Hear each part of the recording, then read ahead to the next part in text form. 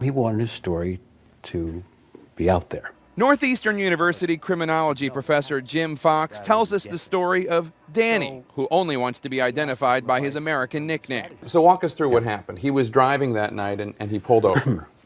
He was driving on Brighton Avenue. He was pulled over. He had a text message, and you don't want to text and drive.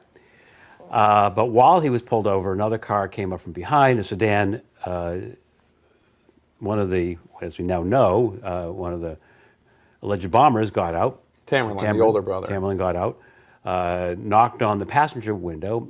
Danny couldn't hear what he was saying, rolled down the window a bit to hear. Tamerlan then reached inside, opened the door, pulled out a gun, got in the passenger seat, and pointed the gun at Danny. I said to him, "Did you hear about the bombings at the Marathon?" And Danny said, "Yes." I says, "Well, I'm responsible, and I just killed a Cambridge cop."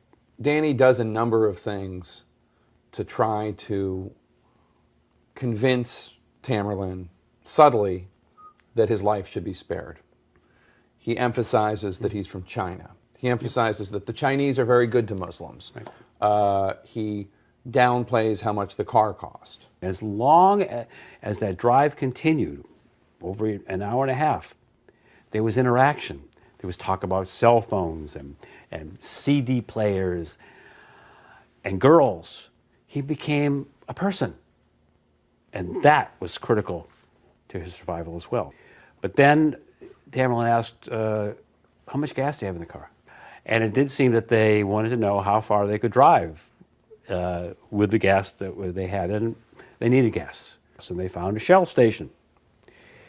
The next stroke of luck for Danny, and perhaps for the rest of us, was that the gas pump did not take credit cards. Cash only. When Jahar Tsarnaev went into the gas station to get money from the ATM, Danny saw his chance to escape.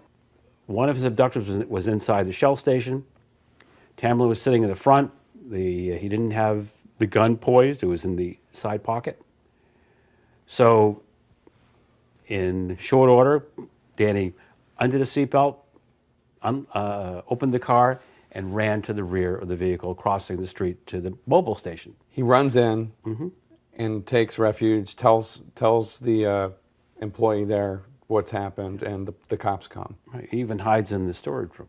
In fact, it's through the GPS in Danny's car that the cops locate the Tsarnaev brothers. Right.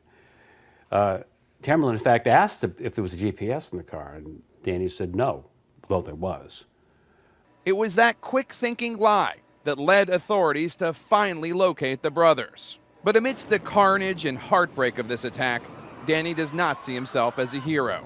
To him, the heroic ones were those that came to the aid of people who were suffering at the marathon, and the police. He was just trying to save himself. Now, inadvertently, it appears that he may have saved countless other lives. We now believe that the two brothers would have gone to New York, perhaps set another bomb in Times Square. Who knows how many lives would have been lost.